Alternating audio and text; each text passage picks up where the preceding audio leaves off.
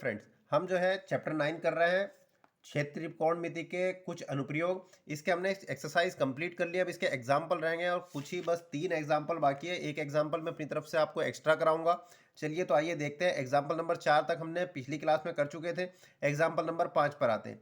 एक समतल जमीन पर खड़ी मीनार की छाया उस स्थिति में 40 मीटर अधिक लंबी हो जाती है जबकि सूर्य का उन्नयन कोण 60 डिग्री से घटकर 30 डिग्री हो जाता है। अर्थात छाया के एक सिरे से मीनार के शिखर का उन्नयन कोण 60 डिग्री और डीबी छाया की लंबाई जबकि उन्नयन कोण 30 डिग्री। मीनार की ऊंचाई ज्ञात करो। अब इसने डीबी कहा है। वैसे ये सवाल कुछ जम नहीं रहा है क्योंकि या तो उसे चित्र देना चाहिए हमें, उसने कहीं भी हमें चित्र की आकृति का नंबर नहीं दिया गया है, यानी चित्र हमें अपने आप से बनाना होगा। तो चित्र जब अपने आप से बनाना है तो हम नाम जो है अपनी मर्जी से देंगे। चलिए हमने जो है ड्रॉ कर लिया है। एक मीनार बना लिया जिसकी ऊंचाई हमने एच मान ली है और सूर्य से जब सूर्य का उन्नयन कोण 60 डिग्री था, 60 डिग्री से घटकर जो है वो 30 डिग्री हुआ। तो सीधी सी बात है, जब सूरज नीचे जाएगा तो हर चीज की लंबाई बढ़ती चली जाती है। आपको ध्यान होगा कि जब हम दिन के 12 बजे रहते हैं, हम लोग कोई आदमी यहाँ पर खड़ा है तो उसकी लंबाई जो है, उसकी छाया की लंबाई सबसे कम होगी। लेकिन जैसे जैसे सूरज डूबेगा तो इसकी लंबाई जो है, छाया की लंबाई वो बढ़ती चली जाएगी। जैसे सूरज नीचे को आता जाएगा इसकी लंबाई बढ़ती चली जाएगी छाया की। तो जैसे ही सूरज का 49 कोण 30 डिग्री हुआ तो छाया की लंबाई जो है 40 मीटर बढ़ गई। ठीक है, अब हम लेते हैं, मैंने बताया अब इसमें 2 त्रिभुज बन गया। पहले 60 डिग्री पे था, उसके बाद 30 डिग्री हो गया। तो समकोण त्रिभुज एम एन ए में ले लिया हमने, समकोण त्रिभुज एम एन ए। तो हमने यहाँ पर एम एन ए जो है वो मीनार माना है। ठीक है, तो ले लेंगे एम एन ए में टेन थीटा लंबा और आधार में संबंध होता है टेन थीटा का। टेन थीटा बराबर होता है लंब बटे आधार, परपेंडिकुलर अपॉन बेस। लंब, लंब का मान क्या, नाम क्या है एम एन, और आधार, आधार का नाम है एन ए। ठीक है, तो टेन थीटा की वैल्यू क्या रख दी जाएगी, थीटा की वैल्यू यहाँ पर इस कोण में दे रखी 60 degree. M N, M N कितना है हमारा एच, जो कि हमने एच माना है, और आधार हमने माना है एक्स। अब हमें टेन सिक्सटी की वैल्यू कितनी होती है √3। तो एच अपॉन एक्स बराबर हो गया √3। यहां से हम जो एक्स को इधर ले जाएंगे तो x बराबर हो जाएगा h अपॉन √3। ये समीकरण 1 बन गई हमारी। अब हम क्या करेंगे, बड़े त्रिभुज में लेंगे। बड़ा त्रिभुज कौन सा है हमारा, ये एम एन बी में। तो हम ले लेंगे समकोण त्रिभुज, समकोण त्रिभुज एम एन बी में, समकोण त्रिभुज एम एन बी में ले लेंगे। फिर टेन थीटा बराबर, टेन थीटा बराबर लंब बटे आधार, यानी परपेंडिकुलर अपॉन बेस। लंब का नाम क्या है एम एन, और आधार एम एन, और आधार है हमारा ये बी एन बन गया। इस त्रिभुज में, बड़े वाले त्रिभुज में बी एन जो है हमारा आधार हो गया। टेन थीटा की वैल्यू क्या होगी एम एन ए में, थीटा की वैल्यू होगी 30 डिग्री इजिकल टू लंब एम एन का मान कितना हो गया एच, और बी एन, बी एन देखो यहां से यहां तक है, यानी B A plus A N. B N जो बन रही है वो बी ए और ए एन को जोड़ के बन रही है, यानी B A plus A N, इन्हें जोड़कर जो है हमारी बी एन बन रही है। टेन 30 की वैल्यू कितनी होती है 1 अपॉन √3 एच अपॉन बी ए। बी ए की वैल्यू कितनी दे रखी है हमें 40, तो बी ए की जगह हम रख देंगे 40 प्लस ए एन की वैल्यू कितनी दे रखी है हमें ये एक्स, बराबर क्रॉस मल्टीप्लीकेशन कर देंगे, इधर जाएगा और ये इधर, यानी 40 प्लस एक्स बराबर हो जाएगा √3h। तो x की वैल्यू हम समीकरण 1 से रख देंगे, तो 40 प्लस x का मान कितना है h अपॉन √3 बराबर √3h। अब दोनों h वाले टर्म्स को एक तरफ ले जाएंगे और बिना h वाली एक तरफ रहेगी, यानी 40 बराबर √3h माइनस h अपॉन √3। क्योंकि हमें h की वैल्यू निकालनी है, यानी मीनार की ऊंचाई ज्ञात करनी है, इसलिए हमने h वाली एक तरफ रख ली। इन दोनों टर्म को हम इधर ले लेंगे, h कॉमन ले लेंगे, तो ब्रैकेट में क्या बचेगा √3 माइनस 1 अपॉन √3 बराबर, इस 40 को हमने इस तरफ लिख लिया। ठीक है, समझ में आई बात। अब हम क्या करते हैं, अब जो है हम इसमें इसके नीचे 1 लेके एलसीएम ले लेंगे। एलसीएम कितना आएगा हमारा, एलसीएम आ जाएगा √3, और जब 1 से नीचे वाले को डिवाइड करते हैं तो √3 के अंडर रूट से 3 आ जाएगा, माइनस अंडर यहाँ पर आ जाएगा 1, 3 माइनस 1 इज इक्वल टू 40। तो h 3 में से 1 जाएगा, कितना बचेगा 2 बटे √3 बराबर 40। नीचे वाला ऊपर चला जाएगा और ऊपर वाला नीचे। हमें h की वैल्यू निकालनी है, h को यहीं पे रोकेंगे, √3 की इधर पहुंच जाएगा, क्रॉस मल्टीप्लाई हो गए तो ये हो जाएगा √3 इंटू 40 और 2 मल्टीप्लाई में नीचे जाएगा, इसके नीचे 1 ले लेंगे तो ये हो जाएगा अपॉन में 2, 2 से डिवाइड करेंगे 220, यानी h बराबर आ गया 20√3। हमें h की वैल्यू फाइंड आउट करनी थी, यानी मीनार की ऊंचाई। मीनार की ऊंचाई कितनी हो जाएगी हमारी, हमने h मानी थी जिसका मान आ गया है 20√3 मीटर। ठीक है, तो इस तरीके से ये हमारा सवाल कंप्लीटली सॉल्व हो गया। अब आते हैं एग्जाम्पल नंबर 6 पर।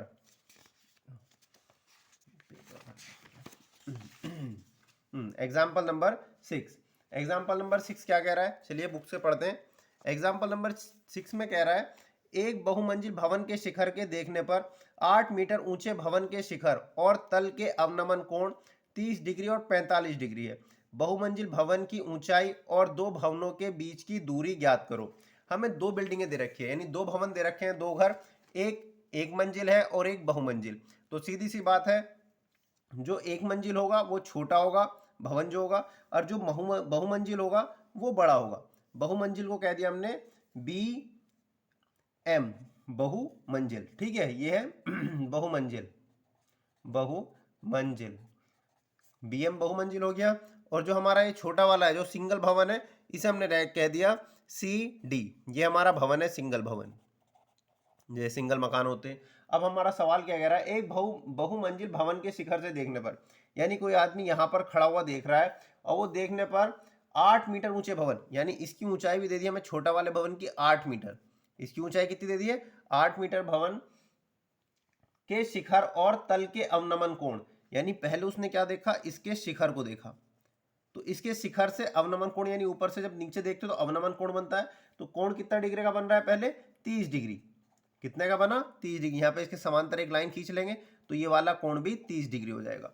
उसके बाद उसने जो है बहुमंजिल के पैरों को देखा, यानी जो तल को देखा, तल क्या है हमारा इसका डी, तो डी से जब बी ने जब डी को देखा इस तरीके से, तो ये वाला अवनमन कोण कितने डिग्री का बना, ये बना 45 डिग्री का। अब जब ये 45 है तो ये भी 45 डिग्री हो जाएगा। ठीक है, यहाँ पर ये इससे कट कर रहा है, इसे हमने नाम दे दिया एल। अब वो कह रहा है ऊंचाई और दोनों भवन, यानी हमें भवन की ऊंचाई, बहुमंजिल भवन की ऊंचाई, एक छोटा वाले भवन की दे रखी है, बहुमंजिल भवन की ऊंचाई और इनके बीच की दूरी ज्ञात करनी है कि बीच में कितनी डिस्टेंस है। हमने मान ली सपोज एक्स एन के बीच की डिस्टेंस, ये सी डी 8 है तो एल एम भी 8 मीटर ही होगी, यानी हमें सिर्फ बी एल, यानी इसे हमने मान लिया एच मीटर। अब जो चीज़ें हमने यहाँ पे फिगर में ड्रॉ करी है वो चीज़ हम लिख भी लेते हैं। हम कर रहे हैं एग्जाम्पल नंबर 6। तो हमें क्या क्या दे रखा है, हमें एक भवन दे रखा है, भवन का नाम हमने क्या रखा है सी डी, और ये हमें कितने दे रखा है 8 मीटर ऊंचा दे रखा है। उसके बाद एक बहुमंजिल भवन दे रखा है, बहुमंजिल भवन, बहुमंजिल भवन जिसके अंदर कई सारी मंजिलें होती है, दुमंजिला तिमंजिला, इसका नाम रखा है हमने बी एम।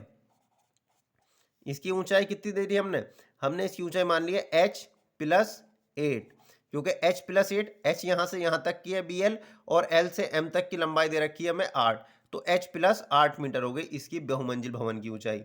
और दोनों भवनों के बीच की दूरी, दोनों भवनों के बीच की दूरी यानी dm, ये हमने कितनी मान ली है x मीटर मान ली है। ठीक है, चलिए तो अब जो हम पहले छोटे त्रिभुज में लेंगे उसके बाद बड़े त्रिभुज में लेंगे। छोटा त्रिभुज कौन सा बन रहा है, पहले ले लेंगे BLC में, ले लेते समकोण त्रिभुज, समकोण त्रिभुज BLC में। तो BLC में tan थीटा लेंगे, क्योंकि लंब और आधार में tan थीटा बराबर लंब बटे आधार। अब लंब कितना, लंब का नाम क्या होगा, BLC में ले रहे हैं तो लंब हो जाएगा थीटा के सामने वाला यानी BL, और आधार क्या हो जाएगा CL, इसका नाम हो जाएगा आधार का नाम CL। तो tan थीटा की वैल्यू क्या होगी इसके लिए 30 हो जाएगी, बराबर BL कितना हो जाएगा H, ये BL हमने H मान रखा है, H हो गई, और आधार ये नीचे वाला DMX है तो ये भी X हो जाएगा ऑटोमेटिकली हमारा ये वाला भी, तो CL की वैल्यू भी X हो गई। tan 30 की वैल्यू 1/√3 बराबर h/x, क्रॉस मल्टीप्लाई कर देंगे, ये इधर चला जाएगा और ये इधर, यानी x बराबर हो जाएगा √3h। इसे हमने कह दिया समीकरण 1। अब हम क्या करेंगे, समीकरण एक से अब बड़े त्रिभुज में लेंगे, छोटा त्रिभुज का काम तो हो गया हमारा, तो अब बड़े त्रिभुज में लेंगे। बड़ा त्रिभुज कौन सा है हमारा? बड़ा त्रिभुज है हमारा बी एम डी। तो हम लेंगे समकोण त्रिभुज, समकोण त्रिभुज बी एम डी में, समकोण त्रिभुज बी एम डी में। तो समकोण त्रिभुज बी एम डी में क्या बन रहा है? टेन थीटा लेंगे फिर से हम, टेन थीटा बराबर लंब बटे आधार। अब इस त्रिभुज के लिए बी एम डी के लिए लंब क्या हो जाएगा? इसके सामने वाला यानी पूरा का पूरा, इसका नाम हो जाएगा बी एम अपॉन आधार, आधार हमारा हो जाएगा डी एम। अब वैल्यू पुट करेंगे, टेन थीटा की वैल्यू कितनी हो रही है इसके लिए? 45 इज इक्वल टू लंब बी एम की वैल्यू कितनी हो रही है? देखो बी एम जो है हमारा यहां से यहां तक, बी एम जो है बी एल और एल एम से मिलकर बन रहा है, बी एल और एल एम। बी से एल तक की लंबाई कितनी है? एच प्लस नीचे को एल एम कितना है हमारा? 8, तो एच प्लस 8, बी एम हो जाएगा हमारा एच प्लस 8। और आधार डी एम की वैल्यू कितनी दे रखी है हमें? एक्स। टेन 45 की वैल्यू कितनी होती है? 1 बराबर H plus 8 upon x. Cross multiply, x ऊपर चला जाएगा, यानी एक्स बराबर आ जाएगा एच प्लस 8। ठीक है, एक्स की वैल्यू हमने यहां पर भी निकाल रखी है, कितनी है? अंडर रूट 3h बराबर एच प्लस 8। यहां पर लिख देंगे समीकरण एक से, समीकरण एक से मतलब समीकरण एक से हमने एच एक्स की वैल्यू रख दी है। अब दोनों एच वाले एक तरफ हो जाएंगे, यानी अंडर रूट 3h, और ये प्लस का एच जब इधर आएगा तो माइनस का एच बराबर 8। अब दोनों में से एच कॉमन निकल जाएगा, तो ब्रैकेट में क्या बचेगा? Under root 3 minus 1 is equal to 8 H. ये मल्टीप्लाई में है तो कहां पर जाएगा? ये चला जाएगा डिवाइड में। मैंने बताया था कभी भी अंडर रूट वाली टर्म जो है वो डिवाइड में नहीं रहती, तो हमें जो है इसे अंडर रूट को हटाने के लिए रेशनलाइज करेंगे, तो जो बीच में निशान होता है उसके अपोजिट से मल्टीप्लाई कर देते हैं ऊपर नीचे। बीच में निशान है दोनों के माइनस, तो अंडर रूट 3 प्लस 1 से ऊपर और अंडर रूट 3 प्लस 1 से नीचे मल्टीप्लाई कर देंगे। ऊपर तो कुछ होना नहीं, ऐसा का ऐसे रहेगा अंडर रूट 3 प्लस 1, लेकिन यहाँ पर a माइनस बी और a प्लस बी का फार्मूला लग जाएगा। a plus B, a minus B क्या होता है? यानी अंडर रूट 3 का स्क्वायर माइनस 1 का स्क्वायर, ये h बराबर। अब आगे देखते हैं हम, जब h, तो ये हो जाएगा h बराबर 8 ब्रैकेट में अंडर रूट 3 प्लस 1, और अंडर रूट 3 का स्क्वायर 3 बन जाएगा, माइनस 1 का स्क्वायर 1, तो h बराबर 8 ब्रैकेट में अंडर रूट 3 प्लस 1 अपॉन 3 में से 1 जाएगा, बचेगा हमारा 2। 2 से डिवाइड करेंगे 8 को, 2 4 द 8, तो h बराबर आ गया 4 ब्रैकेट में अंडर रूट 3 प्लस 1। तो इस तरीके से हमारी h यानी मीनार की ऊंचाई, वो सॉरी बहुवचन बहुमंजिल, तो बहुमंजिल भवन की ऊंचाई, बहुमंजिल भवन की ऊंचाई हमने कितनी मानी थी? बहुमंजिल भवन की ऊंचाई है हमारी, कितनी है हमारी? बी एम, बी एम, और बी एम हमने कितनी ले रखी है? एच प्लस 8, यहां पर ली थी ना एच प्लस 8, तो हमारा एच प्लस 8, एच का मान कितना है हमारा? ये यानी एच का मान है हमारा 4 ब्रैकेट में अंडर रूट 3 प्लस 1 और प्लस 8, दोनों में से 4 और कॉमन ले लेंगे, तो ब्रैकेट में क्या बचेगा? अंडर रूट 3 प्लस 1 और यहाँ पर 4 टू द 8। तो इस तरीके से हम अगली लाइन में लिख सकते हैं कि आंसर हो जाएगा 4 ब्रैकेट में अंडर रूट 3 तो ऐसे ही, और 1 और 2 3, यानी ये आ गया हमारा आंसर। इतने मीटर जो है बहुमंजिल भवन की ऊंचाई हो जाएगी हमारी। अभी हमसे जो है बहुमंजिल ऊंचाई आई है, अब हमसे ये भी पूछा गया था कि इन भवनों के बीच की दूरी कितनी होगी। बहुमंजिल भवन के जो हमारा भवन है इनके दोनों के बीच की दूरी कितनी होगी, यानी हमें x का मान भी निकालना होगा। तो ये x का मान निकालने के लिए हम h की वैल्यू जो है, जो हमारी बहुमंजिल h की वैल्यू आई हमारी ये, इसकी वैल्यू हम समीकरण एक में रख देंगे। चलिए आइए रखते हैं, तो हम क्या करेंगे अब कि h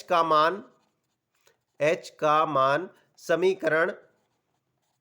समीकरण एक में रखने पर, एक में रखने पर, समीकरण एक क्या है हमारी? समीकरण एक थी x बराबर अंडर रूट 3h, x बराबर अंडर रूट 3 तो ऐसे ही h का मान कितना निकाला हमने? h का मान हमने निकाला है 4 ब्रैकेट में अंडर रूट 3 प्लस 1, यानी ये हो जाएगा 4 अंडर रूट 3 ब्रैकेट में अंडर रूट 3 प्लस 1। अंडर रूट 3 की वैल्यू हमें देनी रखी, इसलिए हम यहीं पे ही आंसर छोड़ देंगे, यानी दोनों भवनों के बीच की दूरी कितनी हो जाएगी? दोनों भवनों के बीच की दूरी, दोनों भवनों के बीच की दूरी हमने मानी थी x, और x का मान आ गया है 4√3 ब्रैकेट में √3 प्लस 1 मीटर। ये हमारा आंसर हो गया। तो हमने जो है इस तरीके से बिल्डिंग की ऊंचाई भी निकाल दी, बहुमंजिल भवन की ऊंचाई, और दोनों भवनों के बीच की दूरी भी ज्ञात कर ली है। अब आते हैं हम अपना एग्जाम्पल नंबर 7, जो इस चैप्टर का सबसे आखिरी क्वेश्चन है। एग्जाम्पल 7 जो है आखिरी उदाहरण और आखिरी सवाल पढ़ते हैं। एक नदी के पुल के एक बिंदु से नदी के सम्मुख किनारों के अवनमन कोण क्रमशः 30 डिग्री और 45 डिग्री है। यदि पुल किनारों से 3 मीटर की ऊंचाई पर है तो नदी की चौड़ाई ज्ञात करो। ठीक है भाई, बहुत अच्छा सवाल है। एग्जाम्पल नंबर 7, इसमें कह रहा है एक नदी है और नदी के पुल के एक बिंदु से, यहाँ पे हमें नदी दे रखी है,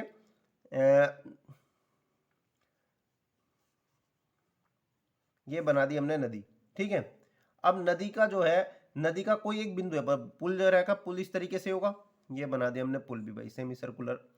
अब इसमें जो है कोई एक बिंदु यहाँ पर P दे रखा है और इस बिंदु से किनारों के अवनमन कोण, यानी यहाँ से इस बिंदु से हमने इधर को देखा तो उसके किनारा एक इधर है एक इधर है, तो यहाँ से अवनमन कोण पहले वाले का दिख रहा है 30 डिग्री, पहले किनारे का, तो ये 30 डिग्री हो गया। और जब वो दूसरी तरफ को देखा, दूसरे किनारे को, तो वहां पर अवनमन कोण हुआ इसका 45 डिग्री, यानी यहाँ से जो है 45 डिग्री, तो नीचे भी 45 डिग्री बन गया।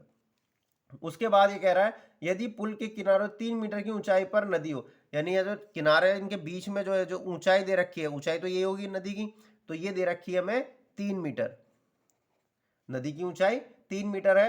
तो नदी की चौड़ाई ज्ञात करो। नदी की चौड़ाई हमारी ये लगा लिया A और ये B, इस बीच वाले बिंदु का नाम रख दिया हमने M।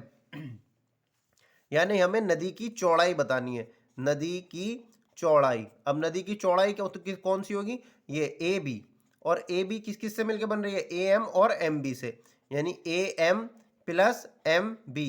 AM को हमने मान लिया X और MB को मान लिया हमने Y, यानी हमें X प्लस Y ज्ञात करना है। तो पहले हम क्या करेंगे, छोटे त्रिभुज में ले लेंगे। छोटा त्रिभुज हमें ये दिखाई दे रहा है PMB में ले लेंगे। समकोण त्रिभुज, समकोण त्रिभुज PMB में, समकोण त्रिभुज PMB में tan थीटा ले लेंगे। tan थीटा बराबर लंब बटे आधार, लंब बटे आधार। लंब का नाम क्या होगा, यहाँ पर लंब होगा इसके सामने वाला, यानी PM का नाम हो जाएगा इसका, और आधार, आधार का नाम MB।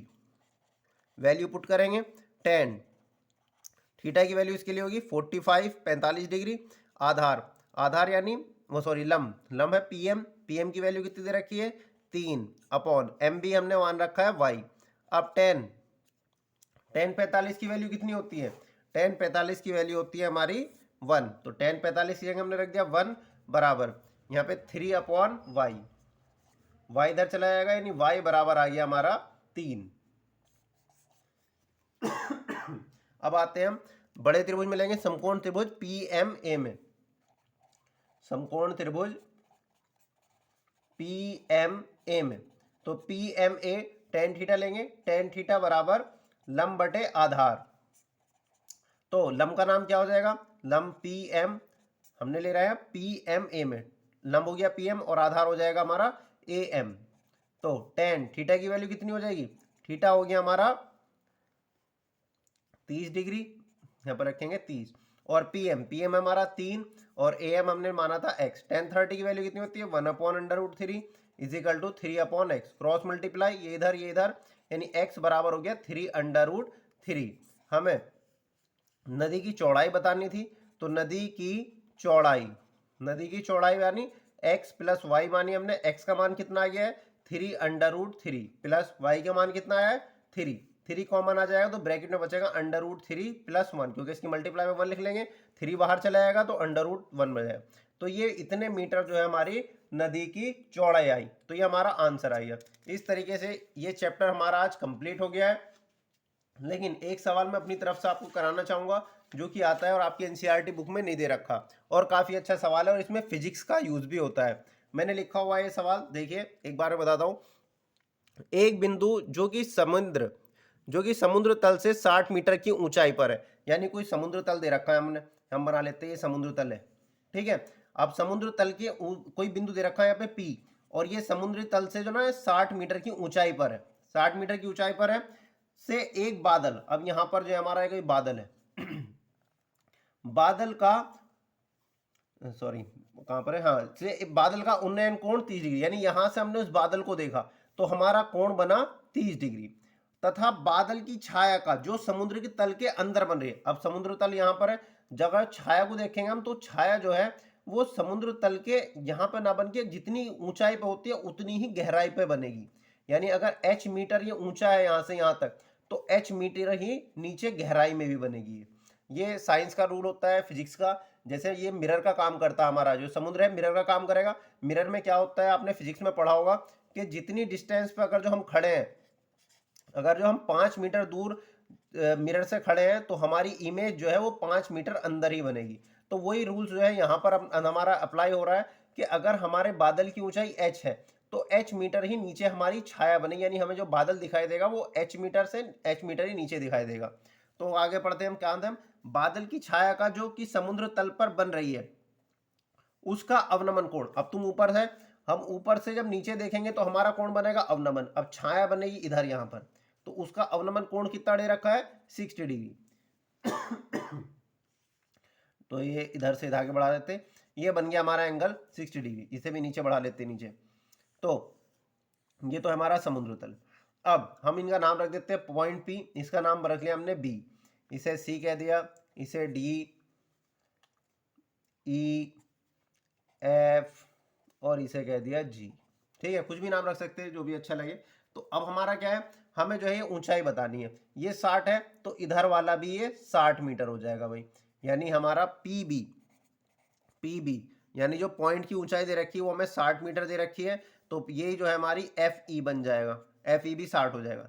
अब जो हम समकोण त्रिभुज जी एफ पी में लेंगे, छोटा त्रिभुज वही है तो हम ले लेंगे समकोण त्रिभुज जी एफ पी में। अगर आपने चित्र बना लिया तो आधा सवाल ऑटोमेटिकली अपना आप ही हो जाएगा। तो समकोण त्रिभुज जी एफ पी में ले लेंगे टेन थीटा, टेन थीटा बराबर लंब बटे आधार, लंब का नाम क्या होगा इसमें जी एफ, और आधार कितना हो जाएगा पी एफ।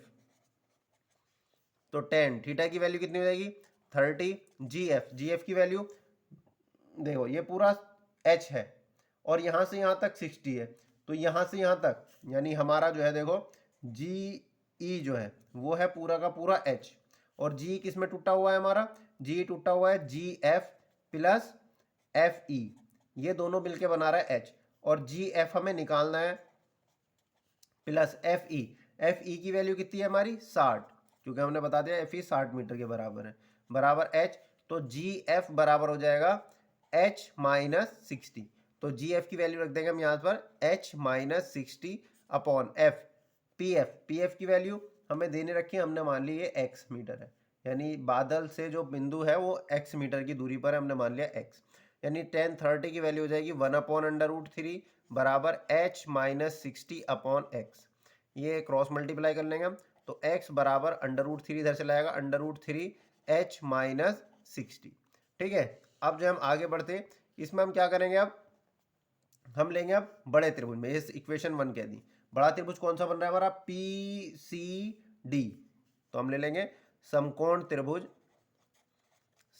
त्रिभुज पी सी डी में, तो पी सी डी में टेन थीटा ले लेंगे, टेन थीटा बराबर लंब बटे आधार।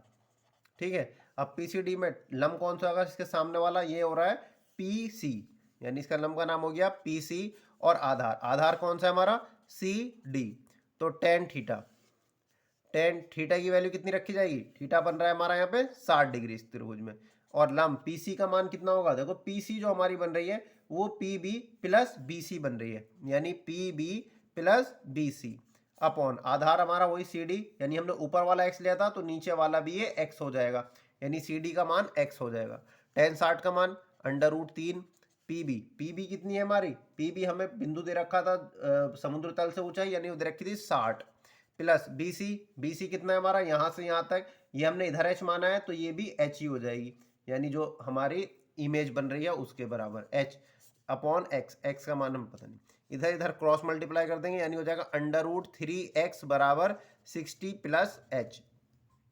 अब हम क्या करेंगे कि इस x का मान यहां से रखेंगे समीकरण 1 से, समीकरण 1 से, यानी √3, ये √3 एक्स की जगह पर हम रखेंगे √3 h माइनस 60 बराबर 60 प्लस एच। तो √3 की जब मल्टीप्लाई हो जाएगी ये बन जाएगा 3, और अंदर और मल्टीप्लाई करते थे, अभी ऐसे रहने देते, h माइनस 60। अब 3 इधर हमारा 60 प्लस h, 3 की मल्टीप्लाई करेंगे पहले h से, तो ये हो जाएगा 3h माइनस 3 की 60 से मल्टीप्लाई करेंगे, 3 छंग 18 180, 60 प्लस h। अब h वाले एक तरफ, बिना h वाले एक तरफ, तो ये h इधर से इधर आएगा, तो ये बन जाएगा माइनस का h, और ये माइनस का 180 जब इधर से इधर जाएगा तो ये बन जाएगा प्लस का 180। 3h में से h जाएगा तो बचेगा कितना, 2h बराबर 60, और 80 180 को जोड़ेंगे कितना हो जाएगा 240। तो h बराबर कितना हो जाएगा 240 अपॉन 2, 2 से काट देंगे, 2 1 दा 2, 2 2 दा 4, और ये 0। h बराबर आ गया हमारा 120। हमें यही पता करना था कि समुद्र तल से बादल की ऊंचाई कितनी है। तो समुद्र तल से बादल की ऊंचाई हमने कितनी मानी थी पूरी, h, और ये हमारा h आ गया है, h का मान कितना आ गया 120। ठीक है, तो इस तरीके से हमारा सवाल का आंसर आ गया। इंपॉर्टेंट सवाल था ये, इसलिए मैंने आपको कराया, और इस तरीके का हमारी एनसीईआरटी में कोई सवाल नहीं है। इसमें साइंस का यूज भी हो रहा है, फिजिक्स का हमारा, जो कि पहला ही नियम होता है हमारा कि जितनी प्लेन मिरर पर जितनी डिस्टेंस पे हमारा हम खड़े होते हैं उतनी ही अंदर हमारी इमेज बनती है। ठीक है, तो जितनी बादल ऊपर होगा उतना ही बादल की जो इमेज है, यानी जो उसका छाया बनेगी, वो उसके अंदर उतनी ही मीटर अंदर बनेगी। ठीक है, उम्मीद करता हूँ ये सवाल आपको समझ में आ गया होगा। आप लोग जो है इसकी प्रैक्टिस भी करना। ठीक है।